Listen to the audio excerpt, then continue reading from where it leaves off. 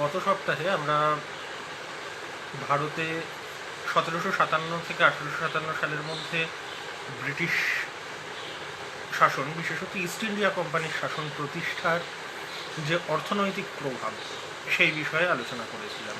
প্রথমত আমরা আলোচনা করেছিলাম ভারতে কিভাবে ইস্ট ইন্ডিয়া কোম্পানির রাজনৈতিক আধিপত্য এই 100 বছরের সময়কালে স্থাপিত হয়েছে সেই নিয়ে, এবং তার যে অর্থনৈতিক প্রভাব সেই বিষয়ে আমি আলোচনা করেছি।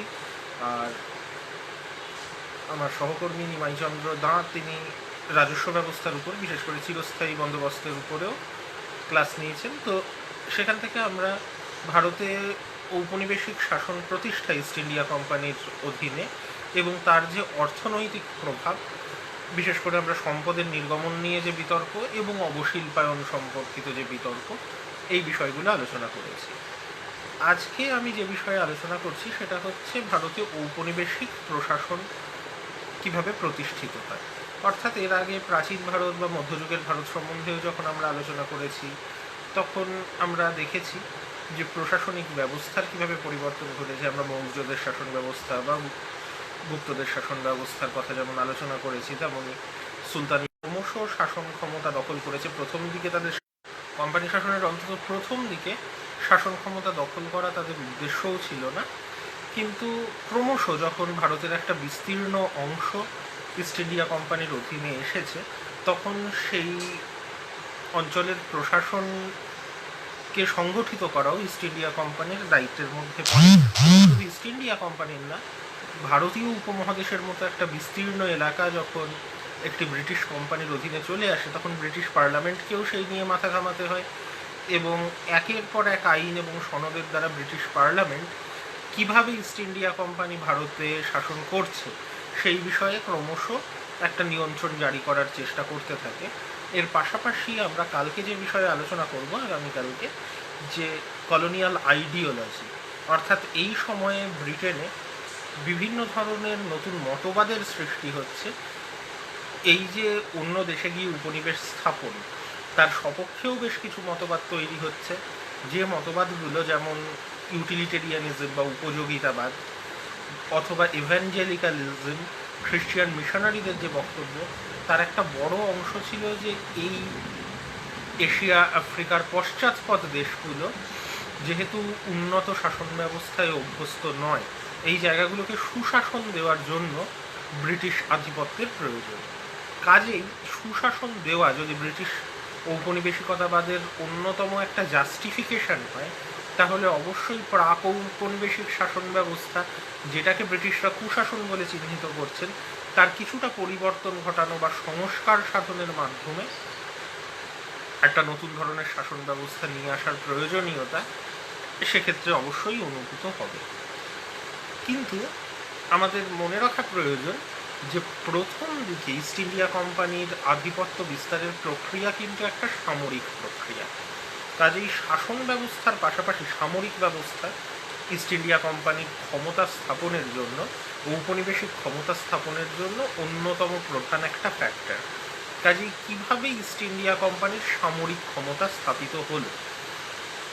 ইস্ট ইন্ডিয়া কোম্পানির সেনাবাহিনীর সংগঠন বা সামরিক সংগঠনের দিকে যদি আমরা প্রথমে দেখি, কারণ ভারতে ঔপনিবেশিক ক্ষমতা বিস্তারের পিছনে সর্বপ্রথম যে সংগঠনটার কথা আমাদের খেয়াল রাখতে হবে সেটা সেনাবাহিনী।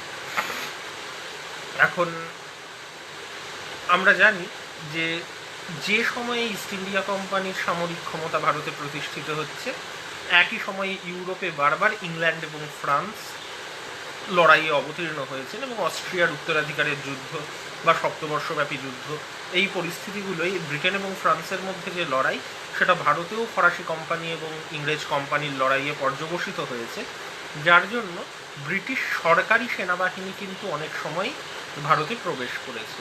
যাকে এই যে ব্রিটিশ সরকারের সৈন্য, তারা অবশ্যই ইস্ট ইন্ডিয়া কোম্পানির সাম্রাজ্য বিস্তার প্রচেষ্টায় একটা সহায়ক ভূমিকা পালন করেছে, এবং অধিকাংশ ক্ষেত্রেই সেনা প্রধানের পদ এবং খুব উচ্চপদস্থ সেনা কর্মচারীদের পদগুলো এই সরকারি কর্মচারীরাই দখল করেছেন।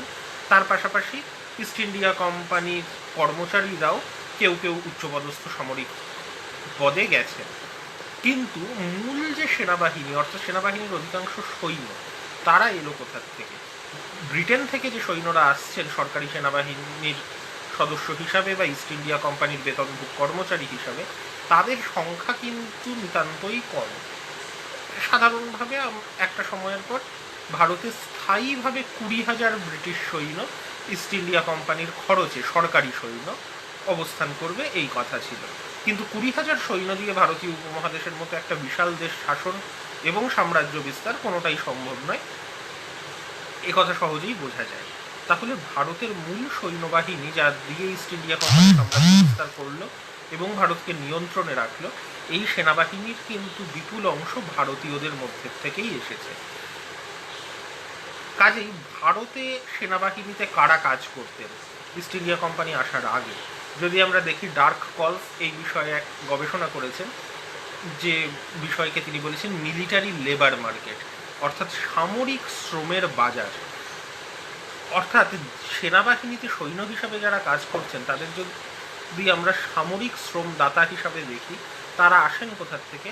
আসেন মূলত কিন্তু উত্তর ভারতের যে কৃষিজীবী সমাজ, সেখান থেকেই, উত্তর ভারতেই হোক বা দাক্ষিণাত্যে দক্ষিণ ভারতেই হোক, কৃষিজীবী সমাজের মধ্যে থেকেই কিন্তু সেনাবাহিনীর সদস্যদেরকে গ্রহণ করা হয়েছে ব্রিটিশ শাসন স্থাপিত হওয়ার আগেও। যদি আমরা আফগানদের সেনাবাহিনী দেখি বা মুঘলদের সেনাবাহিনী দেখি, সেখানে তো ফলে ভারতীয় কৃষক একদিকে তারা যেমন কৃষিকাজে নিযুক্ত থেকেছেন, তারাই কখনো সাময়িকভাবে কখনো স্থায়ীভাবে সেনাবাহিনীর বেতনভুক কর্মচারী হিসাবে অথবা কখনো কখনো মার্সিনারি সৈন্য, ভাড়াটে সৈন্য হিসাবে কাজ করেছেন। তো এই কৃষিজীবী সমাজের মানুষকে সেনাবাহিনীতে গ্রহণ করার যে প্রবণতা ভারতীয় কৃষকদেরকে, ইউরোপীয় কোম্পানিগুলোর মধ্যে ফরাসিরা প্রথম এই একই পদ্ধতি অবলম্বন করেন এবং ইস্ট ইন্ডিয়া কোম্পানিও ক্রমশ এই পদ্ধতির এফেক্টিভনেস বুঝতে পারেন। 1757 সালে পলাশির যুদ্ধ ঘটার পর ক্লাইভ বুঝতে পারেন যে যেহেতু ভারতীয় রাজনীতির সঙ্গে ইস্ট ইন্ডিয়া কোম্পানি ওতপ্রোতভাবে জড়িয়ে পড়ছে, কাজেই তাদের নিজস্ব সেনাবাহিনী দরকার। এবং ইস্ট ইন্ডিয়া কোম্পানিও কিন্তু এই ভারতীয় কৃষক সমাজ থেকে সৈন্য সংগ্রহ করতে থাকেন, যাদেরকে কোম্পানির পরিভাষায় বলা হতো সেপয় বা সিপাহী। এই সিপাহীদের সংখ্যা কিন্তু 1757 থেকে 1857 সালের মধ্যে ক্রমশ বাড়তে শুরু করে এবং ক্রমশ এরাই ইস্ট ইন্ডিয়া কোম্পানির সেনাবাহিনীর একটা প্রধান অংশে পরিণত হয়। 1794 সালে এইরকম সিপাহীর সংখ্যা ছিল 82,000, যে সংখ্যা 1824 সালে বেড়ে হয় 1,54,000 এবং মহাবিদ্রোহের ঠিক আগে 1856 সালে সিপাহীর সংখ্যা ছিল 2,14,000। কাজেই যেখানে 20,000 মাত্র ব্রিটিশ সরকারি সৈন্য ভারতে মোতায়েন থাকতো, সেখানে 2 লক্ষের বেশি ভারতীয় সিপাহী কিন্তু ইস্ট ইন্ডিয়া কোম্পানির সেনাবাহিনীর যে ভিত্তি তা স্থাপন করেছিল। এবং এই যে ভারতীয় সৈন্য রিক্রুট করার যে পদ্ধতি, এই সৈন্যদেরকে কোথার থেকে রিক্রুট করা হতো যদি আমরা ভেবে দেখি, তাহলে দেখা যাবে যে যেহেতু ইস্ট ইন্ডিয়া কোম্পানির একটা প্রবণতা ছিল ভারতের সামাজিক এবং ধর্মীয় বিষয়ে যথাসম্ভব কম হস্তক্ষেপ করার, ফলে ভারতীয় সমাজের যে জাতি বর্ণ ভিত্তিক ব্যবস্থা তাকেও ইস্ট ইন্ডিয়া কোম্পানি খুব একটা ঘাঁটাতে চায়নি। ফলে মূলত অবধের উচ্চবর্ণের ব্রাহ্মণ এবং রাজপুত এবং দক্ষিণ বিহারের রাজপুত এবং ভূমিহার ব্রাহ্মণ, অর্থাৎ ব্রাহ্মণ, ভূমিহার ব্রাহ্মণ যারা নিজেদেরকে ব্রহ্মক্ষত্রিয় মনে করে এবং রাজপুত যারা নিজেদেরকে ক্ষত্রিয় মনে করে, এই উচ্চবর্ণের মধ্যে থেকেই কিন্তু সেনাবাহিনীর অধিকাংশ কর্মচারী গৃহীত হয়েছিলেন এবং সেনাবাহিনীর মধ্যেও তাদের ধর্মীয় এবং জাতিগত নিয়মকানুন মানবার সুযোগ তাদেরকে দেয়া হয়েছিল, তাদের রীতিনীতি ধ্যান ধারণার উপর কোনো আঘাত করা হয়নি। ফলে এই ব্রিটিশ ভারতীয় সেনাবাহিনী কিন্তু একটা উচ্চবর্ণ সেনাবাহিনীতে পরিণত হয়েছিল।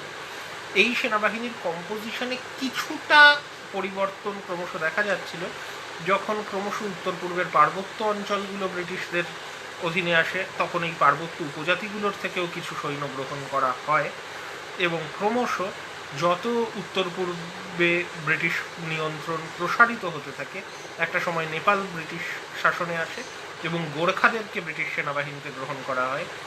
নেপালি সামরিক যে পরম্পরা, তাতে গোর্খারা শিক্ষিত ছিল এবং তার সঙ্গে ব্রিটিশ প্রশিক্ষণ তাদেরকে অত্যন্ত দক্ষ সৈন্যে পরিণত করে এবং যতদিন ভারতে ব্রিটিশ শাসন ছিল এই গোর্খারা কিন্তু ব্রিটিশ সেনাবাহিনীর একটা খুব বড় অংশ ছিল। কিন্তু সাধারণভাবে ব্রিটিশ সেনাবাহিনীর ফর্মুলা এটাই হয় যে ভারতীয় সৈন্যদেরকে গ্রহণ করা এবং তাদেরকে ব্রিটিশ অস্ত্রশস্ত্র, উন্নত প্রযুক্তি এবং উন্নত প্রশিক্ষণের মাধ্যমে দক্ষ সৈন্যে পরিণত করা। ইস্ট ইন্ডিয়া কোম্পানির যে সেনাবাহিনী ভারতে উপনিবেশ প্রতিষ্ঠা করে তার অধিকাংশটাই কিন্তু ভারতীয় সৈন্যদের দিয়ে গঠিত। তো ফলে এই উত্তর ভারতে বিশেষ করে প্রথমে বাংলাকে কেন্দ্র করে এবং ক্রমশ উত্তর ভারতে বেঙ্গল আর্মি বলে যে ব্রিটিশ সেনাবাহিনী ক্রিয়াশীল থাকে, তাতে পার্বত্য উপজাতির কিছু সৈন্য গৃহীত হলেও এর অধিকাংশই গঠিত ছিল উত্তর ভারতের উচ্চবর্ণ ব্রাহ্মণ, রাজপুত এবং ভূমিহারদেরকে নিয়ে। অন্যদিকে মাদ্রাজ এবং বোম্বাই প্রেসিডেন্সিতে যে সেনাবাহিনী গড়ে ওঠে তার অনেকটাই ভারতীয় সৈন্য সংগ্রহ করে যখন মহীশূর এবং মারাঠা রাজ্য ইস্ট ইন্ডিয়া কোম্পানির কাছে পরাস্ত হয়। মহীশূরের রাজার যে সেনাবাহিনী এবং মারাঠা সর্দারদের যে সেনাবাহিনীগুলো ছিল তার একটা বড় অংশ কিন্তু ইস্ট ইন্ডিয়া কোম্পানির বেতনভোগ কর্মচারীতে পরিণত হয়। এবং ভারতীয়রা কেন এই মিলিটারি লেবার মার্কেটে ভারতীয় শাসকদের অধীনে কাজ করার থেকে ইস্ট ইন্ডিয়া কোম্পানির অধীনে কাজ করা পছন্দ করত? কারণ ইস্ট ইন্ডিয়া কোম্পানি নিয়মিতভাবে বেতন দিত এবং বেতনক্রম, পেনশন, চাকরির জীবনের শেষে নিরাপত্তা, এই যে ব্যবস্থাগুলো ইস্ট ইন্ডিয়া কোম্পানি এনেছিল সেটা কিন্তু অনেক বেশি আকর্ষক ছিল যে শর্তে ভারতীয় শাসকরা সৈন্য নিযুক্ত করতেন তার থেকে। ফলে মহীশূর এবং মারাঠাদের অধীনে যে সৈন্যরা কাজ করতো তাদের একটা বড় অংশকে ইস্ট ইন্ডিয়া কোম্পানি আকৃষ্ট করতে পারে। এবং এই বাহিনীগুলো যেহেতু মিশ্র বাহিনী ছিল, ফলে বোম্বাই এবং মাদ্রাজের যে ব্রিটিশ বাহিনী বেঙ্গল আর্মির মতো তা একেবারেই উচ্চবর্ণ নিয়ন্ত্রিত বাহিনী ছিল না, তুলনামূলকভাবে অনেক মিশ্র বাহিনী ছিল। 1830-এর দশক থেকে যখন ইস্ট ইন্ডিয়া কোম্পানি ব্রিটিশ সামরিক আদর্শ অনুযায়ী সামরিক শৃঙ্খলা আনতে চেষ্টা করে সেনাবাহিনীর মধ্যে এবং একই রকমের নিয়মকানুন সমস্ত সৈন্যের জন্য আনবার চেষ্টা করে, তখনই উচ্চবর্ণের যে নিয়ন্ত্রণ সেটা একটা ধাক্কা খায় এবং এর প্রতিক্রিয়া কিন্তু বেঙ্গল আর্মির উপর অনেক বেশি হয় বোম্বাই এবং মাদ্রাজ আর্মির তুলনায়। যে জন্য 1857 সালে শেষ পর্যন্ত যে বিদ্রোহ দেখা যায় সেই বিদ্রোহ শুরুও হয় বেঙ্গল আর্মিতে এবং বিদ্রোহের সব থেকে বড় প্রভাবও উত্তর ভারতে বেঙ্গল আর্মির মধ্যেই পড়ে। কাজেই 1857-র পর ব্রিটিশরা ক্রমশ বুঝতে পারেন যে সেনাবাহিনীতে কিছুটা সংস্কার দরকার। এই জাতপাত ভিত্তিক সেনাবাহিনী কিন্তু খুব সফলভাবে চলতে পারে না। এই জন্য 1858 সালে যখন ইংরেজ সরকার সরাসরি ভারতের শাসনভার গ্রহণ করে তখন কিছু সামরিক পরিবর্তনও ঘটে। এই সামরিক পরিবর্তনের মধ্যে একটি হলো যে সেনাবাহিনীর রেজিমেন্টগুলো আঞ্চলিক ভিত্তিতে সংগঠিত হতে থাকে। এক একটা অঞ্চলের ব্যক্তিদের একটা রেজিমেন্টে বেশি করে রাখা হয়, কিন্তু বিভিন্ন জাতি বর্ণের লোক প্রত্যেক রেজিমেন্টে থাকতে পারে। কাজেই এই জাতিভিত্তিক যে ব্যবস্থা ইস্ট ইন্ডিয়া কোম্পানির সেনাবাহিনীতে ছিল ব্রিটিশ সরকার অধিগ্রহণ করার পর তাতে কিছুটা পরিবর্তন আনে। দ্বিতীয়ত, এই আঞ্চলিক সংগঠনের ক্ষেত্রে কোন অঞ্চলের ব্যক্তিরা সেনাবাহিনীর জন্য অধিকতর গ্রহণযোগ্য, এইখানে কিন্তু কলোনিয়াল আইডিওলজির একটা বড় প্রভাব পড়ে এবং এই সময়ে যে রেস বা জনগোষ্ঠী বা জাতিগোষ্ঠীর ধারণা জনপ্রিয় হচ্ছিল নৃতত্ত্বে, সেই ধারণাকে প্রয়োগ করা হয়। কিছু কিছু জনগোষ্ঠীকে ভারতের মার্শাল রেস বা সামরিক জনগোষ্ঠী বলে চিহ্নিত করা হয়, কিছু কিছু জনগোষ্ঠীকে নন মার্শাল রেস বলে চিহ্নিত করা হয়, অসামরিক জনগোষ্ঠী। এবং এই সামরিক জনগোষ্ঠীর ব্যক্তিদেরকেই বেশি করে সেনাবাহিনীতে নিয়োগ করা হয়। বিশেষত পাঞ্জাবের অধিবাসীরা সব থেকে গ্রহণযোগ্য ছিল, কারণ আসলে এই মার্শাল রেস নন মার্শাল রেসের ধারণার কি একটা ঐতিহাসিক ভিত্তি আছে, এরকম একটা কথা প্রচার করা হয় যে ভারতে যে জনগোষ্ঠীগুলো একটা সামরিক ঐতিহ্য বহন করছে তারাই মার্শাল রেস, কিন্তু প্রকৃতপক্ষে যে জনগোষ্ঠীগুলো মহাবিদ্রোহের সময় ব্রিটিশদের সাহায্য করেছিল তাদেরকেই ব্রিটিশ সেনাবাহিনীতে অধিক সংখ্যায় নেয়ার কথা ভাবা হয়। এবং এই জন্য উত্তর পশ্চিম সীমান্ত প্রদেশের পাঠানরা, পাঞ্জাবের জাট এবং শিখরা এবং উত্তর ভারতের রাজপুতরা আর পার্বত্য অঞ্চলের গোর্খারা, এরাই মূলত মার্শাল রেস হিসাবে চিহ্নিত হন। এবং একটা সময়ের পর ব্রিটিশ সেনাবাহিনীর 3/4 ভারতের ব্রিটিশ সেনাবাহিনীর এই কয়েকটা জনগোষ্ঠীর মানুষের দ্বারা পরিপূর্ণ ছিল। অন্যদিকে ব্রিটিশরা এটাও প্রচার করেন যে এই মার্শাল রেসগুলো অধিকতর বলবান, সামরিক শক্তিতে বলীয়ান, নন মার্শাল রেসরা বৌদ্ধিক দিক থেকে চিন্তার জগতে মানসিক শক্তিতে বলীয়ান। অতএব নন মার্শাল রেসরা যেমন সেনাবাহিনীতে গৃহীত হবে না, মার্শাল রেসরা সেনাবাহিনীতে গৃহীত হলেও তারা কিন্তু নেতৃত্ব দানে পটু নয়, কারণ বুদ্ধির দিক থেকে তারা অনেকটা পিছিয়ে। কাজেই সেনাবাহিনীর নেতৃত্বভার কিন্তু ইংরেজদের হাতেই থাকে, যদিও এই ভারতীয় মার্শাল রেসের জনগোষ্ঠী সেনাবাহিনীতে গৃহীত হয়। এবং এই যে মতবাদ প্রচার করা হয় তার প্রভাব এই জনগোষ্ঠীগুলোর উপরেও পড়ে। তারা তাদের সামরিক ঐতিহ্যের মর্যাদা রক্ষাকে অত্যন্ত গুরুত্ব দেয়, ফলে অত্যন্ত সাহসের সঙ্গে তারা লড়াই করে।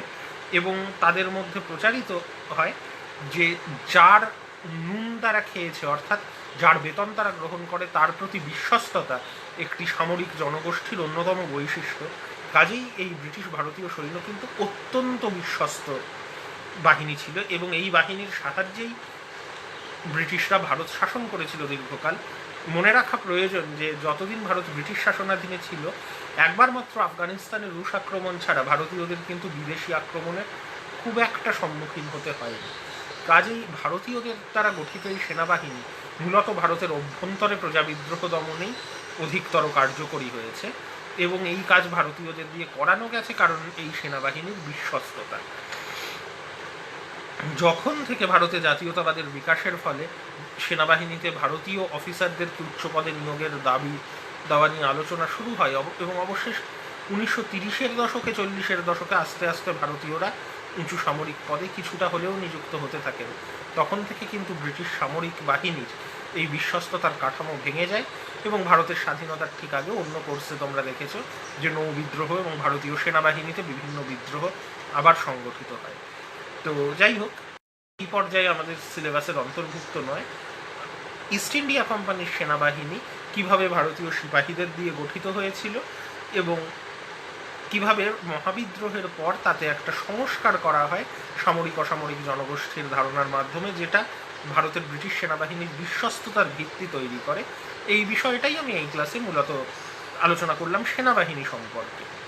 কিন্তু অবশ্যই যে কথা বলছিলাম যে সেনাবাহিনীর সাহায্যে ইস্ট ইন্ডিয়া কোম্পানি ভারতের বিস্তীর্ণ এলাকা জয় করেছে, এটা সত্যি কথা, কিন্তু শুধু সেনাবাহিনীর দ্বারা শাসন সম্ভব নয়।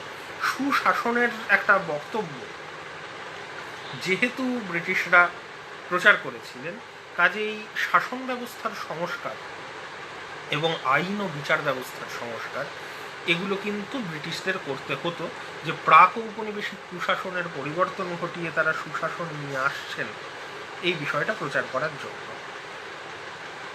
এখন প্রশাসনিক পদে কারা নিযুক্ত হতেন এই বিষয়টা যদি আমরা দেখি, তাহলে আমরা বুঝতে পারবো যে খাতায় কলমে মনে করা হতো ভারতে যে প্রশাসনিক কর্মচারীরা কাজ করছেন তারা দায়বদ্ধ থাকবেন ইংল্যান্ডে প্রথমে ইস্ট ইন্ডিয়া কোম্পানির প্রতি এবং 1857 পর ব্রিটিশ সরকারের প্রতি।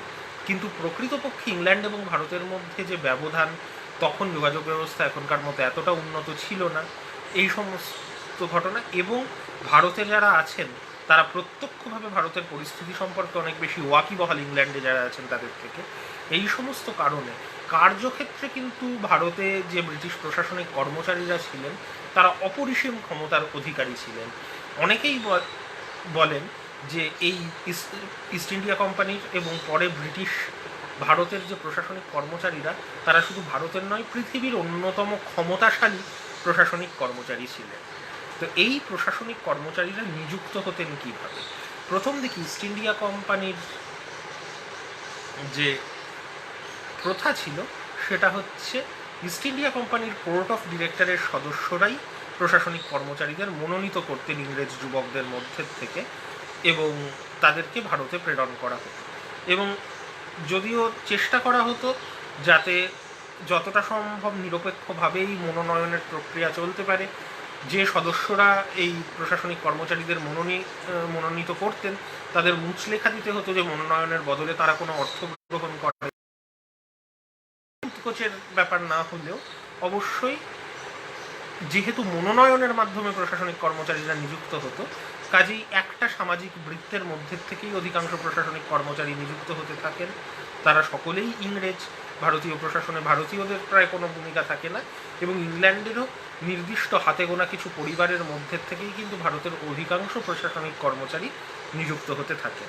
লর্ড ওয়েলেসলি যখন ভারতের গভর্নর জেনারেল ছিলেন, এবং তিনি যেহেতু একটা সাম্রাজ্যবাদী নীতি নিচ্ছিলেন, গোটা ভারতীয় উপমহাদেশ স্থাপনের চিন্তা করছিলেন, কাজেই তাকে এ বিষয়েও ভাবতে হচ্ছিল।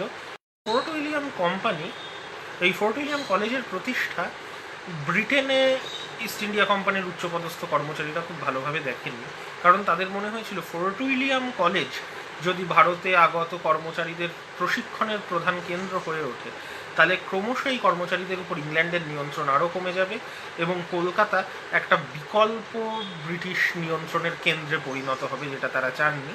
যে জন্য ফোর্ট উইলিয়াম কলেজকে একরকম বন্ধই করে দেওয়া হয় 1802 সালে, এবং বলা হয় ফোর্ট উইলিয়াম কলেজ শুধু ভাষা শিক্ষার একটা প্রতিষ্ঠান হিসাবে থাকবেন, যেখানে কর্মচারীরা এসে ভারতীয় ভাষাগুলো শিক্ষা করবেন, কিন্তু তাদের মূল প্রশিক্ষণ হবে ইংল্যান্ডে। প্রথমে বলা হয় হার্টফোর্টে একটি কলেজ প্রতিষ্ঠা করা হয়, পরে হেইলেবেরি কলেজ, ইংল্যান্ড থেকে যে প্রশাসনিক কর্মচারীরা ভারতে আসবেন তাদের প্রধান প্রশিক্ষণ কেন্দ্রে পরিণত হয়।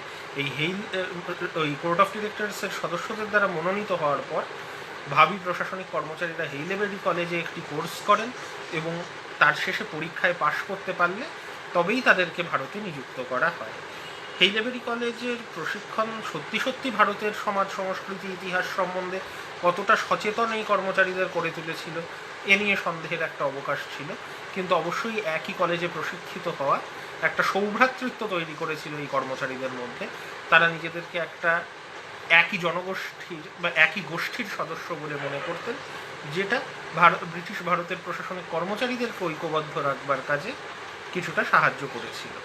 এবং এই যে মনোনয়নের মাধ্যমে ব্রিটিশদেরকে নিয়োগ, এর ফলে অবশ্যই ভারতীয় প্রশাসনের উচ্চ পদে ভারতীয়দের প্রবেশের প্রায় কোনো জায়গা ছিল না।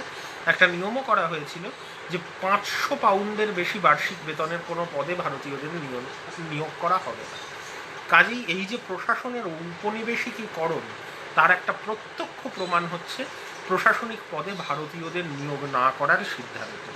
সেনাবাহিনীরও উঁচু পদে ভারতীয়রা নিযুক্ত হতেন না, আমরা আলোচনা করলাম একটু আগেই, কিন্তু সেখানে অন্তত ভারতীয় সৈন্যদের দিয়েই সেনাবাহিনী সংগঠিত ছিল। কিন্তু প্রশাসনের উচ্চ পদে ভারতীয়দের প্রবেশ নিষিদ্ধ হয়ে যাওয়া একরকমভাবে গোটা প্রশাসনিক ব্যবস্থার ঔপনিবেশিকীকরণ ঘটিয়ে দেয়। তবে শুধু মনোনয়নের মাধ্যমে সদস্যদের নির্বাচন অবশ্যই প্রশাসনের ভিত্তি দুর্বল করে দিতে পারে, এটা ইস্ট ইন্ডিয়া কোম্পানিও বুঝতে পারছিল, এবং 1833 সালের সনদের পরেই এই ব্যবস্থার কিছুটা পরিবর্তনের কথা বলা হয়, এবং বলা হয় যে প্রতিযোগিতা মনোনয়নের পরেও প্রতিযোগিতা নিয়োগের প্রধান ভিত্তি হওয়া উচিত, কিন্তু এই প্রতিযোগিতায় অবতীর্ণ হতেন যারা মনোনীত হতেন তারাই। ফলে 1833-এর পরেও এই মনোনয়নের ব্যবস্থা যে বদলে গেছে সেটা বলা যায় না। হ্যাঁ, আগে মনোনীত হলেই তাদের হেইলেবেরি কলেজে কোর্স করিয়ে ভারতে পাঠিয়ে দেওয়া হতো, এখন যারা মনোনীত হচ্ছেন তাদের মধ্যে আবার একটা প্রতিযোগিতার মাধ্যমে যোগ্যতর ব্যক্তিদেরকে নিয়োগ করা হতো।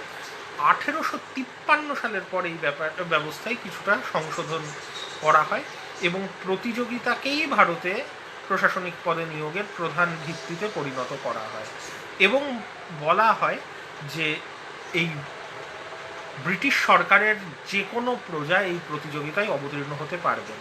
কাজেই টেকনিক্যালি কিন্তু ভারতীয়রাও এই পরীক্ষায় অংশগ্রহণ করতে পারতেন যদি তাদের সেই সুযোগ সুবিধা থাকত। এই সংস্কারটা অবশ্যই ইস্ট ইন্ডিয়া কোম্পানির প্রশাসনে এই সময় ঘটে, কিন্তু তার অর্থ এটা নয় যে সত্যি সত্যি ভারতীয়দের দরজা খুলে গেল। তবে 1857 মহাবিদ্রোহের পর হেইলেবেরি কলেজ বন্ধ করে দেওয়া হয়, এবং সিভিল সার্ভিস পরীক্ষার মাধ্যমে সিভিল সার্ভিস কমিশন গঠিত হয়, যারা সিভিল সার্ভিস পরীক্ষার মাধ্যমে ভারতে প্রশাসনিক কর্মচারীদের নিয়োগ করতে পারবে। অবশ্যই এর অর্থ যে ভারতীয়রাও প্রশাসনে অংশগ্রহণ করতে পারেন, কিন্তু এই সিভিল সার্ভিস পরীক্ষা যেহেতু ইংল্যান্ডে নেওয়া হতো, সেই জন্য ভারতীয়দের পক্ষে এই সিভিল সার্ভিস পরীক্ষায় অংশ নিয়ে প্রশাসনে নিযুক্ত হওয়া প্রায় অসম্ভব ছিল। কাজেই এই প্রশাসনের উঁচু পদ বা কভেন্যান্টেড সিভিল সার্ভিস পুরোপুরি ব্রিটিশদের কক্ষিগত ছিল বলা যায়। তবে আনকভেন্যান্টেড সিভিল সার্ভিস প্রশাসনের নিচু কিছু পদে ক্রমশ যোগ্য শিক্ষিত ভারতীয়দের নিয়োগের একটা সম্ভাবনা দেখা যায়, কিন্তু এই নিয়োগ যেহেতু মনোনয়নের ভিত্তিতে হয়, সাধারণত ভারতীয় রাজপরিবারগুলোর সদস্যরা বা অভিজাত পরিবারের সদস্যরা ক্ষেত্র বিশেষে কোনো কোনো প্রশাসনিক পদে নিযুক্ত হতে থাকে। ভারতে জাতীয়তাবাদী আন্দোলনের অন্যতম দাবি সেই জন্য ছিল ভারতীয়দেরকে উচ্চ পদে নিয়োগের সুযোগ করে দেওয়ার জন্য সমান্তরালভাবে ইংল্যান্ডের পাশাপাশি ভারতেও একটা সিভিল সার্ভিস পরীক্ষার ব্যবস্থা করা, যে দাবি কিন্তু কখনোই খুব একটা সফল হয়নি। বরঞ্চ 1860 সালের পরে স্ট্যাটিউটারি সিভিল সার্ভিস বলে একটি ব্যবস্থা তৈরি হয়, যেখানে প্রশাসনের নিচু কিছু পদে ভারতীয়দের মনোনীত হওয়ার সুযোগ করে দেওয়া হয়। তো এই ব্যবস্থা যে খুব একটা সফল হয়নি তার প্রমাণ হচ্ছে 1922 সাল পর্যন্ত প্রশাসনের মাত্র 15% কর্মচারী ছিলেন ভারতীয়, বাকি 85%ই কিন্তু ইংরেজ কর্মচারীদের দ্বারা গঠিত ছিল। তাই ভারতের যে প্রশাসন 1922 সাল পর্যন্ত সম্পূর্ণভাবে ঔপনিবেশিক প্রশাসনের দ্বারা নিয়ন্ত্রিত ছিল। ভারতীয় জাতীয়তাবাদীদের ক্রমাগত দাবির ফলে 1919 সালে অবশেষে ইংল্যান্ডের সিভিল সার্ভিস পরীক্ষা ছাড়াও ভারতে একটি স্বতন্ত্র সিভিল সার্ভিস পরীক্ষা নেওয়ার কথা হয়, এবং এর আগে 1890 সালে কিছু সংস্কার করা হয়, যেখানে আনকভেন্যান্টেড সিভিল সার্ভিসকে প্রভিন্সিয়াল সিভিল সার্ভিস বা প্রাদেশিক সিভিল সার্ভিসে পরিণত করা হয় এবং তাতে ভারতীয়দের নিযুক্ত হওয়ার একটা সুযোগ থাকে। কিন্তু তা সত্ত্বেও বললাম 1922 সাল পর্যন্ত মাত্র সিভিল সার্ভিসের 15% সদস্য ছিলেন ভারতীয়। কিন্তু 1919 সালে যখন ভারতেও সিভিল সার্ভিস পরীক্ষা নেওয়ার সিদ্ধান্ত হয় এবং সেই সিদ্ধান্ত অনুসারে প্রথম পরীক্ষা হয় 1922 সালে, তারপরে ক্রমশ চিত্রটা পরিবর্তিত হতে থাকে এবং 1940-এর দশকে দেখা যায় ভারতে বিপুল সংখ্যক ভারতীয় প্রশাসনিক কর্মচারীর সৃষ্টি হয়েছে, যারা অনেকেই কিন্তু ভারতীয় জাতীয়তাবাদের আদর্শের দ্বারা উদ্বুদ্ধ ছিলেন, এবং এই ভারতীয় সিভিল সার্ভেন্টরা স্বাধীনতার পরও ভারতের প্রশাসনিক ব্যবস্থার প্রায় মেরুদণ্ড হিসাবে কাজ করেছিলেন। তো ইন্ডিয়ান সিভিল সার্ভিস নাম পরিবর্তিত হয়ে ইন্ডিয়ান অ্যাডমিনিস্ট্রেটিভ সার্ভিসে পরিণত হয়, কিন্তু ভারতের প্রশাসনিক ব্যবস্থা স্বাধীনতার পরও কিন্তু ঔপনিবেশিক প্রশাসনিক ব্যবস্থার যে কাঠামো তাকেই অনুসরণ করে, শুধু এখন ভারতীয় সদস্যদের দ্বারা তা পরিচালিত হতে থাকে, যেখানে ইস্ট ইন্ডিয়া কোম্পানির শাসনকাল থেকে প্রশাসনের একটা ঔপনিবেশিকীকরণ ঘটেছিল, যে ঔপনিবেশিকীকরণের প্রভাব কিন্তু 1922 সাল পর্যন্ত পূর্ণ মাত্রায় বজায় ছিল। এই গেল সামরিক ব্যবস্থা এবং প্রশাসনিক ব্যবস্থার কথা।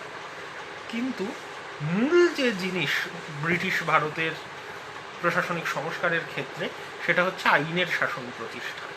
তার কারণ ঔপনিবেশিক মতবাদগুলো ঔপনিবেশিকতার সপক্ষে এই যুক্তিটাই প্রধানত দিয়েছিলেন, যেটা বলছিলাম, যে কুশাসন এবং মধ্যযুগীয় বর্বরচিত আইনের দ্বারা ভারত শাসিত হতো, ভারত এবং অন্যান্য আফ্রিকা এশিয়ার অনুন্নত দেশগুলি, কাজেই সুশাসন প্রতিষ্ঠা করা ঔপনিবেশিক শাসকের একটা অন্যতম প্রধান কর্তব্য। এখন মুঘল আমলে ভারতের শাসন ব্যবস্থার দুটো দিক ছিল, দেওয়ানি এবং ফৌজদারি। দেওয়ানি অর্থাৎ সম্পত্তি জমি জমা সংক্রান্ত বিষয়, এবং ফৌজদারি অর্থাৎ অপরাধ সংক্রান্ত বিষয়। এবং আমরা জানি যে মুঘলরা প্রত্যেক প্রদেশে একজন করে নায়েব নাজিম এবং একজন করে দেওয়ান নিযুক্ত করতেন। দেওয়ান আর্থিক এবং রাজস্ব সংক্রান্ত বিষয়গুলো দেখতেন এবং নায়েব নাজিম ফৌজদারি বিষয়গুলো দেখতেন। তো এই ব্যবস্থা ব্রিটিশরাও, যেহেতু ইস্ট ইন্ডিয়া কোম্পানির শাসন যে সময় প্রতিষ্ঠিত হচ্ছিল, প্রথম দিকে সরাসরি ভারতীয় প্রশাসনে অংশগ্রহণ করতে চাননি। আমরা জানি 1765 সালে ব্রিটিশরা দেওয়ানি ক্ষমতা লাভ করেন বক্সারের যুদ্ধের পর, কিন্তু এই নায়েব নাজিমের যে ক্ষমতা বা ফৌজদারি ক্ষমতা কিন্তু ব্রিটিশরা এই সময় দখল করতে চাননি। কাজেই যদিও নবাবের উপর ব্রিটিশদের যথেষ্ট নিয়ন্ত্রণ কায়েম হয়, কিন্তু মোহাম্মদ রেজা খান বলে একজনকে নামে নায়েব নাজিমের ক্ষমতা দিয়ে ফৌজদারি নিয়ন্ত্রণ প্রতিষ্ঠার অধিকার দেওয়া হয়। কাজেই সেই দিক থেকে দেখতে গেলে আমরা দেখতে পাই যে দ্বৈত শাসন ব্যবস্থার কথা আমরা 1765 থেকে 1772 সাল পর্যন্ত বলি। এই দ্বৈত শাসন ব্যবস্থায় ফৌজদারি ক্ষমতা ছিল মোহাম্মদ রেজা খানের হাতে, দেওয়ানি ক্ষমতা, রাজস্ব আদায়ের ক্ষমতা ছিল ব্রিটিশদের হাতে। কিন্তু এই দ্বৈত শাসন ব্যবস্থার ফল ভালো হয়নি, ব্যাপক দুর্ভিক্ষ দেখা যায় 1770 সালে, এবং 1772 সালে ওয়ারেন হেস্টিংস অবশেষে ভারতের এই আইন ব্যবস্থার একটা সংস্কার করবার প্রথম চেষ্টা করেন। মোহাম্মদ রেজা খানকে বন্দি করা হয় এবং এই যে নিজামত আদালত সেটা মুর্শিদাবাদ থেকে কলকাতায় স্থানান্তরিত করা হয়। হেস্টিংস বিচার ব্যবস্থার কিছুটা সংস্কারের চেষ্টা করেন। তিনিও দেওয়ানি এবং ফৌজদারি আদালতের পৃথকীকরণের পক্ষপাতী ছিলেন, কিন্তু দেওয়ানি আদালতগুলো এখন কিছুটা ইংরেজদের নিয়ন্ত্রণে আসে। তো এখানে যেটা দেখা যায় যে প্রত্যেক জেলায় একটি পৃথক দেওয়ানি আদালত এবং একটি পৃথক ফৌজদারি আদালত প্রতিষ্ঠার কথা বলা হয়, এবং প্রত্যেক জেলার এই যে দেওয়ানি আদালত, সেই দেওয়ানি আদালতের দায়িত্বে থাকেন সেই জেলার কালেক্টর, যিনি ভারপ্রাপ্ত কালেক্টর অর্থাৎ একজন ব্রিটিশ প্রশাসনিক কর্মচারী, তার হাতেই দেওয়ানি আদালতের দায়িত্ব থাকে। যদিও তিনি হিন্দু দেওয়ানি বিধি এবং মুসলিম দেওয়ানি বিধি ব্রাহ্মণ পণ্ডিতদের এবং মৌলবীদের সহায়তায় আইনের ব্যাখ্যা করে দেওয়ানি আদালতে বিচার করতেন, এবং একটা সর্বোচ্চ আপিল আদালত দেওয়ানি আইনের জন্যও থাকে কলকাতায়, যার দায়িত্বে থাকেন একজন প্রেসিডেন্ট এবং দুজন কাউন্সিল মেম্বার। অন্যদিকে ফৌজদারি আদালতের ক্ষেত্রে ব্যাপারটা কি হয় না, ফৌজদারি আদালতের ক্ষেত্রেও অনুরূপ সংস্কারের কথা হেস্টিংস চিন্তা করেন, যেহেতু মোহাম্মদ রেজা খানকে তিনি স্থানান্তরিত করেন, এবং হেস্টিংস মনে করেন দেওয়ানি আইন যেমন হিন্দু এবং মুসলিমদের জন্য পৃথক হওয়া উচিত, ফৌজদারি আইনের ক্ষেত্রে অভিন্ন আইন থাকা উচিত, এবং যেহেতু ব্রিটিশরা আসার আগে মুঘলরা ভারতের ক্ষমতায় ছিল, কাজেই মুসলিম আইনকেই ফৌজদারি আইনের ক্ষেত্রে সর্বোচ্চ আইন বলে হেস্টিংস গ্রহণ করার পক্ষপাতী ছিলেন। কাজেই কাজী এবং মুফতিরাই ফৌজদারি আদালতে বিচার করবেন, এটা ঠিক হয়, যদিও তার উপরেও ব্রিটিশ কালেক্টরের একটা নিয়ন্ত্রণ থাকে, এবং সদর নিজামত আদালত সেটা কিন্তু স্থানান্তরিত হয় কলকাতাতে মুর্শিদাবাদ থেকে, এবং এই আদালতে একই রকমভাবে প্রেসিডেন্ট এবং দুজন কাউন্সিল মেম্বার বিচার করেন। যদিও খাতায় কলমে প্রশাসনের ক্ষেত্রে মুঘল কর্মচারীদের অধিকার বা মুঘল সম্রাটের অধিকারকে অস্বীকার করা হয়নি, এই জন্য ফৌজদারি আদালতের যে কোনো রায়ে শেষ পর্যন্ত নবাবের স্বাক্ষর থাকত, কাজেই নবাবের ক্ষমতা নামে স্বীকার করা হচ্ছিল ফৌজদারি বিষয়ে, কিন্তু প্রকৃতপক্ষে ইংরেজরাই কিন্তু নিজেদের নিয়ন্ত্রণ প্রতিষ্ঠা করেন। এবং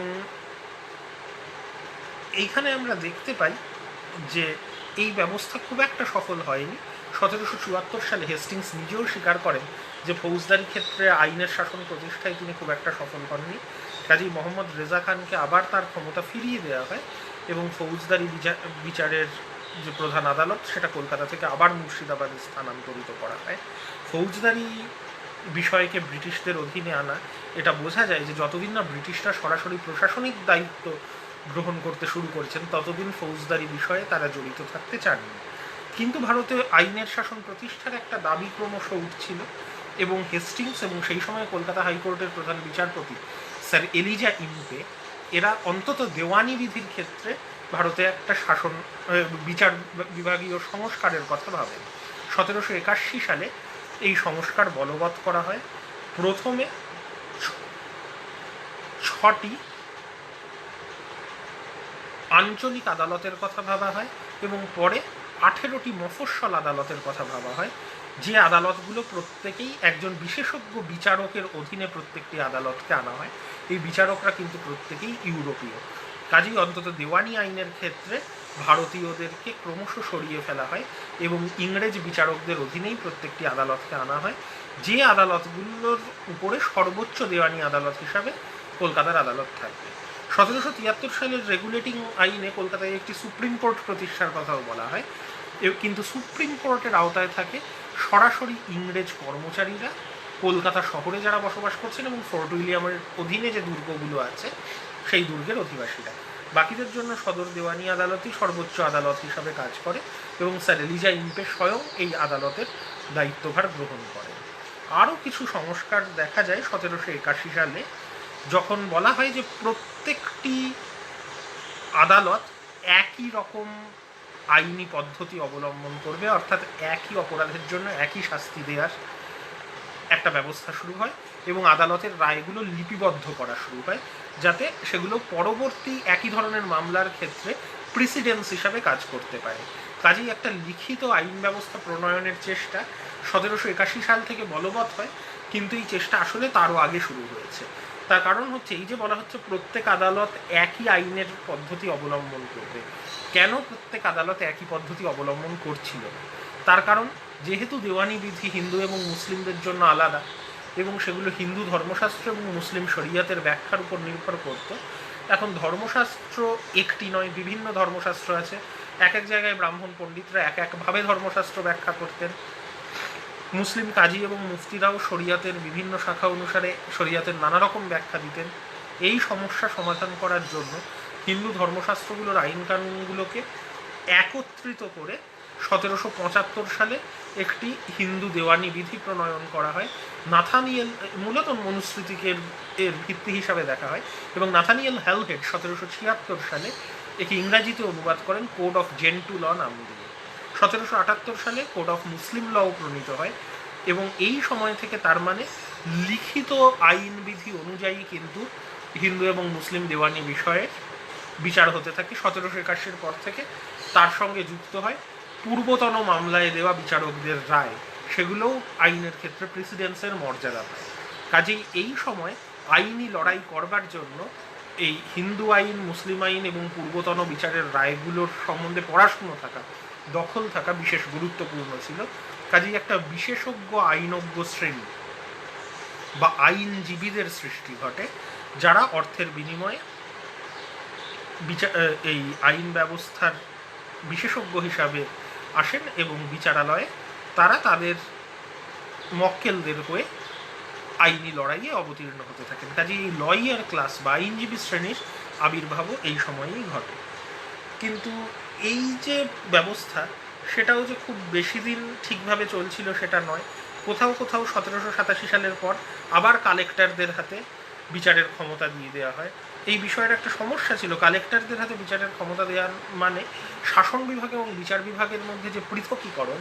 ইউরোপে ততদিনে আইন বিভাগ, শাসন বিভাগ এবং বিচার বিভাগ, সরকারের 3টে স্বতন্ত্র বিভাগের স্বতন্ত্র ক্ষমতা থাকা উচিত, এই দাবি অত্যন্ত জোরদার হচ্ছে এবং তার ফলে এই ব্যবস্থা অনেকেই পছন্দ করছেন না।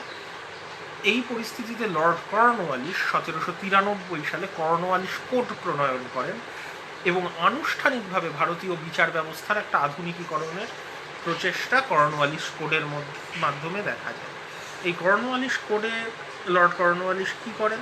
কর্নওয়ালিস কোডের মতে যে জেলা স্তর এবং নগর স্তরের আদালত থেকে শুরু করে 4টে প্রাদেশিক আদালত এবং তার উপরে সর্বোচ্চ দেওয়ানি আপিল আদালত কলকাতায়, এই একটা হায়ারার্কি তৈরি করা হয় বিচার বিভাগে এবং প্রত্যেক স্তরেই প্রধান বিচারপতি হিসাবে ইউরোপীয় বিশেষজ্ঞ বিচারপতিদের নিয়োগ করা হয়। তার পাশাপাশি কলকাতার সুপ্রিম কোর্ট থাকে এবং ইংরেজদের বিচার সেখানে হয়। ভারতীয় প্রজাদের দেওয়ানি লড়াইয়ের জন্য এই জেলা স্তর থেকে শুরু করে সর্বোচ্চ দেওয়ানি আপিল আদালত পর্যন্ত কতকগুলো স্তরে দেওয়ানি আদালতগুলোকে ভাগ করা হয়। ফৌজদারি আদালতের ক্ষেত্রেও অবশেষে নায়েব নাজিমের পদের অবলুপ্তি ঘটে, মোহাম্মদ রেজা খানকে সরিয়ে দেওয়া হয়। সর্বোচ্চ নিজামত আদালত আবার মুর্শিদাবাদ থেকে কলকাতায় নিয়ে আসা হয় এবং প্রত্যক্ষভাবে গভর্নর জেনারেলের নিয়ন্ত্রণে সর্বোচ্চ নিজামত আদালতকে নিয়ে আসা হয়। অবশ্যই ইংরেজদের ফৌজদারি সমস্যার মীমাংসা সুপ্রিম কোর্টে হতো, কিন্তু গভর্নর জেনারেলের নিয়ন্ত্রণাধীন সর্বোচ্চ নিজামত আদালত ভারতীয়দের ফৌজদারি সমস্যার বিচার করতে শুরু করে এবং কর্নওয়ালিসের এই যে ব্যবস্থা, সেটা ক্রমশ বেনারসে এবং উত্তর ভারতের অন্যান্য প্রদেশে গৃহীত হতে শুরু করে। মাদ্রাজ এবং মুম্বাইয়েও এই ব্যবস্থাকে যখন নিয়ে আসা হয়, তখন মাদ্রাজে কিন্তু এই ব্যবস্থা কিছু সমস্যার সৃষ্টি করে।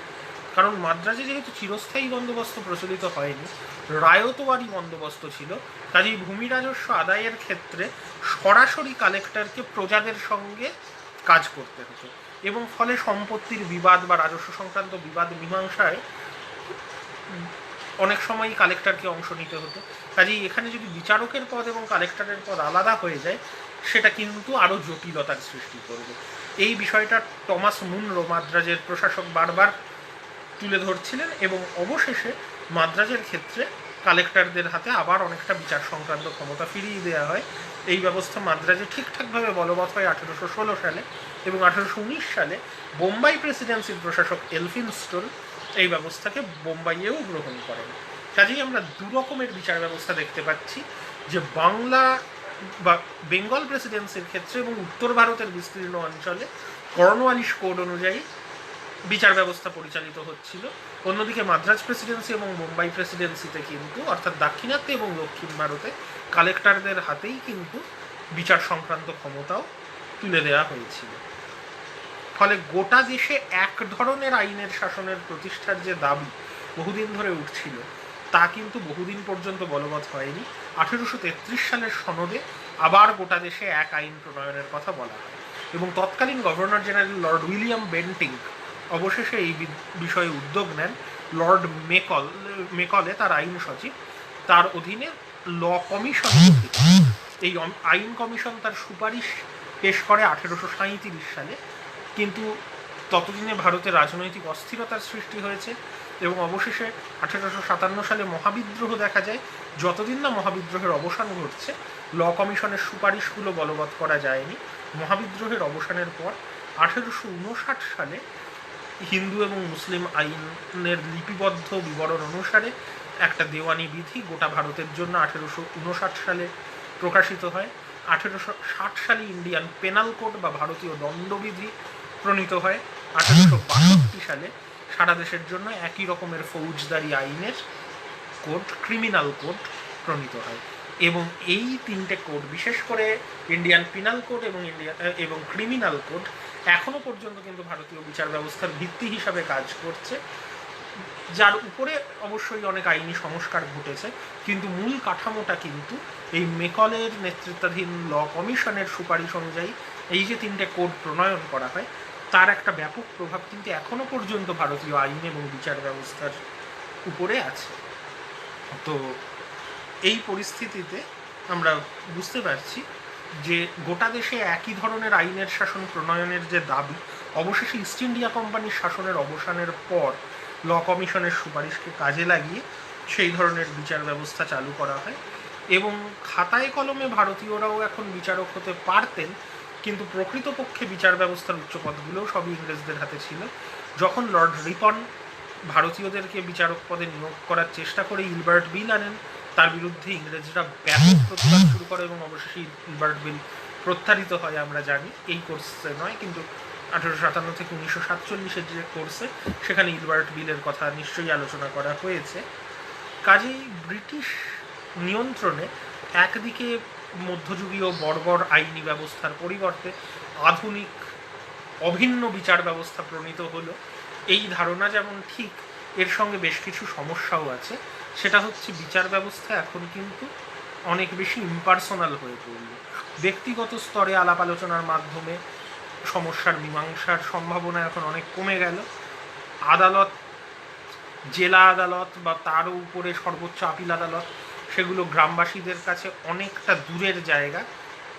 প্রথমত এই দূরত্ব, দ্বিতীয়ত বিচার ব্যবস্থা এখন অনেক বেশি ব্যয় সাপেক্ষ এবং সময় সাপেক্ষ হয়ে পড়ল। তৃতীয়ত বিচার ব্যবস্থার থেকে ভারতীয়রা প্রায় সরে গেলেন এবং ব্রিটিশদের একটা নিয়ন্ত্রণ কিন্তু বিচার ব্যবস্থার উপর তৈরি হলো। পেশাদার আইনজীবীদের মাধ্যমে আইনি লড়াই লড়া সাধারণ ভারতবাসীদের অনেকের কাছেই সম্ভব ছিল না এই ব্যয় সাপেক্ষ এবং সময় সাপেক্ষ পদ্ধতি অবলম্বন করা। যদিও বিচার ব্যবস্থার এই সমস্যা এখনো পর্যন্ত ভারতে রয়েছে এবং বিচার ব্যবস্থার ব্যয় সাপেক্ষ এবং সময় সাপেক্ষ প্রকৃতির জন্য অনেক সময়ই দরিদ্র সাধারণ ভারতবাসীর ক্ষেত্রে আইনের শাসন বা বিচারের সুবিধা পাওয়া কিন্তু বেশ কষ্টকর হয়ে যায়। এবং যেহেতু বিচারকদের পদে অধিকাংশ ইংরেজরাই নিযুক্ত ছিলেন, সেক্ষেত্রে বিচার ব্যবস্থায় আইনের চোখে সবাই সমান এই কথা বলা হলেও প্রকৃতপক্ষে ভারতীয় এবং ইংরেজদের মধ্যে একটা পার্থক্য কিন্তু থেকেই গিয়েছিল। ইলবার্ট বিল সংক্রান্ত আন্দোলন যেটা আরও স্পষ্টভাবে প্রমাণ করে দেয়। এখন যদি আমরা এই বিষয়টা খেয়াল করি যে দেওয়ানি আইনের পাশাপাশি অবশেষে ফৌজদারি আইনও ব্রিটিশরা নিজেদের হাতে নিয়ে নিলেন। কাজেই তার অর্থ হচ্ছে প্রশাসনিক দায়িত্বও ব্রিটিশরা নিজেদের হাতে নিয়ে নিচ্ছেন, অর্থাৎ ফৌজদারি ক্ষমতা যেটা নায়েব নাজিমের হাতে ছিল, নায়েব নাজিমের পদের অবলুপ্তি ঘটলে ফৌজদারি ক্ষমতা অর্থাৎ পুলিশ প্রশাসন যাকে আমরা বলি, আইন শৃঙ্খলা রক্ষা করার দায়িত্ব, সেটাও কিন্তু ক্রমশ ব্রিটিশদের হাতে চলে আসে। এবং পুলিশ ব্যবস্থার যে পরিবর্তন, এটার কথা বলেই আমি আজকের ক্লাস শেষ করব। তো ব্রিটিশরা এই ক্ষমতা গ্রহণ করার আগে পুলিশ ব্যবস্থা কিভাবে চলত, প্রশাসন কেমন করে চলত। মুঘলরা প্রত্যেক সরকারে একজন করে ফৌজদার নিয়োগ করতেন, প্রত্যেক শহরে একজন করে কোতোয়াল নিযুক্ত থাকতেন, এবং গ্রামের আইন শৃঙ্খলা রক্ষার দায়িত্ব ছিল জমিদারদের। জমিদাররা তাদের অধীনস্থ কর্মচারীদের দিয়ে গ্রামের আইন শৃঙ্খলা রক্ষা করতেন। এই ব্যবস্থা অবশ্যই খুব অসংগঠিত, এবং ব্রিটিশরা এরকম অসংগঠিত ব্যবস্থা পছন্দ করেননি। পুরোপুরি ফৌজদারি ক্ষমতা হাতে নিয়ে নেওয়ার আগেও হেস্টিংস এর সমাধান করার জন্য প্রত্যেক জেলায় একজন করে ম্যাজিস্ট্রেট নিয়োগ করা শুরু করেন, যারা আইন শৃঙ্খলা ব্যাপারটার একটা তদারকি করবে, যদিও আইন শৃঙ্খলা রক্ষার প্রত্যক্ষ দায়িত্ব জমিদারদের হাতেই থেকে যায়। কিন্তু এই 1793 সালে যে সময় নায়েব নাজিমের ক্ষমতা অবলুপ্ত করা হচ্ছে, একই সময় কর্নওয়ালিস চিরস্থায়ী বন্দোবস্ত নিয়ে আসছেন, যাতে ভূমি রাজস্ব আদায়ের ক্ষেত্রে জমিদারদের একটা স্থায়ী অধিকার দেওয়া হচ্ছে। কর্নওয়ালিস বুঝতে পারেন জমির উপর জমিদারদের স্থায়ী অধিকার দেওয়া সাথে সাথে যদি পুলিশ ক্ষমতাও তাদের হাতে থাকে, তাহলে জমিদাররা অপরিসীম শক্তিশালী হয়ে যেতে পারেন। কাজেই জমিদারদের হাত থেকে কিন্তু পুলিশ প্রশাসনের ক্ষমতা নিয়ে নেওয়া হয়, এবং বদলে কর্নওয়ালিস প্রত্যেক জেলাকে আবার অনেকগুলো থানায় ভাগ করেন। প্রত্যেক থানার প্রশাসন দেখার দায়িত্ব দেওয়া হয় দারোগা বলে একজন কর্মচারীর উপরে। এই দারোগাদের হাতেই তার মানে পুলিশ প্রশাসনের মূল দায়িত্ব থাকে। কিন্তু দারোগারা অনেক ক্ষেত্রেই স্থানীয় মানুষ হতেন, এবং জমিদারদের সঙ্গে তাদের সুসম্পর্ক বজায় থাকলে এই দারোগার নেতৃত্বাধীন পুলিশ বাহিনী এবং জমিদারের লেঠেল বাহিনী মিলে স্থানীয় প্রজাদের উপর কিন্তু যথেষ্ট অত্যাচার করতে পারতেন। পুলিশি অত্যাচারের বিবরণ বিভিন্ন জায়গার থেকেই আমরা পাই, এবং ক্রমশ বাংলার বাইরে বেনারস এবং উত্তর ভারতের অন্যান্য জায়গায় এই ধরনের পুলিশ প্রশাসন যখন ছড়িয়ে পড়তে থাকে, তখন কিন্তু সেটা আরও নানা রকমের সমস্যার সৃষ্টি করে। বাংলায় যেমন দারোগাদের নিয়োগ করা হয়, বেনারসের তেহসিলদারদের নিয়োগ করা হয় পুলিশ ইউনিটের প্রধান হিসাবে, কিন্তু এই দারোগা বা তেহসিলদাররা জমিদারদের সঙ্গে সংযুক্ত হয়ে সাধারণ মানুষের উপর বিভিন্ন জায়গাতেই অত্যাচার করতে থাকে, এবং তার ফলে বহু জায়গাতে কিন্তু আমরা দেখতে পাই 1807 সালে তহসিলদার ব্যবস্থার এবং 1812 সালে দারোগা ব্যবস্থার অবসান ঘটিয়ে ফেলা হয়। বিশেষত মাদ্রাজ প্রেসিডেন্সি এবং বোম্বাই প্রেসিডেন্সিতে, যেখানে কালেক্টরের হাতে রাজস্ব আদায় করার ক্ষমতা ছিল এবং আইনি ক্ষমতাও কিছুটা ছিল, কালেক্টরকেই ম্যাজিস্ট্রেটের ক্ষমতা দিয়ে আইন শৃঙ্খলা রক্ষার দায়িত্বও তাকে দেওয়া হয়। তার ফলে অবশ্যই এই রাজস্ব বিভাগের প্রধান এবং রাজস্ব বিভাগের কর্মচারীদের হাতে অপরিসীম ক্ষমতা চলে আসে, কারণ রাজস্ব আদায়, বিচার এবং আইন শৃঙ্খলা রক্ষা সব রকম ক্ষমতা তাদের হাতে থাকায় এই কর্মচারীদেরও অত্যাচার কিন্তু চরমে ওঠে। 1854 সালে মাদ্রাজ টর্চার কমিশনের রিপোর্ট থেকে আমরা দেখতে পাই রাজস্ব বিভাগের কর্মচারীরা কতটা অত্যাচারী হয়ে উঠেছিলেন মাদ্রাজ। অন্যদিকে বাংলায় কিন্তু যেহেতু চিরস্থায়ী বন্দোবস্ত প্রচলিত হয়, ফলে রাজস্ব আদায়ের দায়িত্ব ছিল জমিদারদের হাতে। কাজেই সেক্ষেত্রে রাজস্ব বিভাগের তো কোনো কর্মচারী ছিল না, ফলে বাংলায় দারোগা ব্যবস্থাকেই বলবৎ রাখতে হয়, যদিও দারোগাদের উপর ডিস্ট্রিক্ট ম্যাজিস্ট্রেটের অনেকটা নিয়ন্ত্রণ বা তত্ত্বাবধান এই সময় প্রতিষ্ঠিত হয়। কিন্তু এই জোড়াতালি দেওয়া ব্যবস্থা কখনোই খুব সফলভাবে আইনের শাসন প্রতিষ্ঠা করতে পারে না। ফলে পুলিশ ব্যবস্থার সংস্কার কিন্তু বাংলা, বোম্বাই, মাদ্রাজ কোনো প্রেসিডেন্সিতেই ঠিকঠাকভাবে হয়নি। ব্রিটিশ পুলিশ ব্যবস্থার আধুনিকীকরণ যিনি ঘটান ভারতে, তার নাম স্যার চার্লস নেপিয়ার, যিনি 1843 সালে সিন্ধু প্রদেশ দখল করেন, এবং সিন্ধু প্রদেশ দখল করে তিনি স্থানীয় পুলিশ ব্যবস্থাকেই সংস্কার করার দিকে না গিয়ে সম্পূর্ণ নতুনভাবে পুলিশ ব্যবস্থাকে ঢেলে সাজান। এখানে তার মডেল হিসাবে কাজ করে আয়ারল্যান্ডের পুলিশ ব্যবস্থা, যেভাবে ইংরেজরা সংস্কার করেছিলেন সেই মডেল কিন্তু সিন্ধু প্রদেশের উপর প্রয়োগ করেন স্যার চার্লস নেপিয়ার।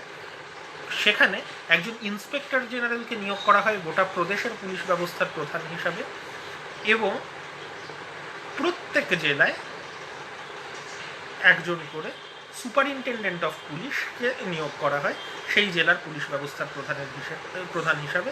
তার তত্ত্বাবধানে একটা পুলিশ বাহিনী থাকে, এবং বলা বাহুল্য যে ইন্সপেক্টর জেনারেল এবং সুপারিনটেন্ডেন্ট অফ পুলিশ এরা প্রত্যেকেই ছিলেন ইংরেজ। এইভাবে নতুনভাবে একটা পুলিশ ব্যবস্থা সংগঠিত হয় যারা অনেক কঠোরভাবে আইন শৃঙ্খলার ব্যবস্থা নিয়ন্ত্রণ করতে পারে। সিন্ধের এই ব্যবস্থা 1849 সালে যখন পাঞ্জাব ব্রিটিশ শাসনের অধীনে আসে সেখানেও বলবৎ করা হয়, এবং এর সাফল্য দেখে ক্রমশ বোম্বাই এবং মাদ্রাজ এই ব্যবস্থাকে গ্রহণ করে। মাদ্রাজে আবার দু ধরনের পুলিশ ছিল, সামরিক পুলিশ এবং অসামরিক পুলিশ।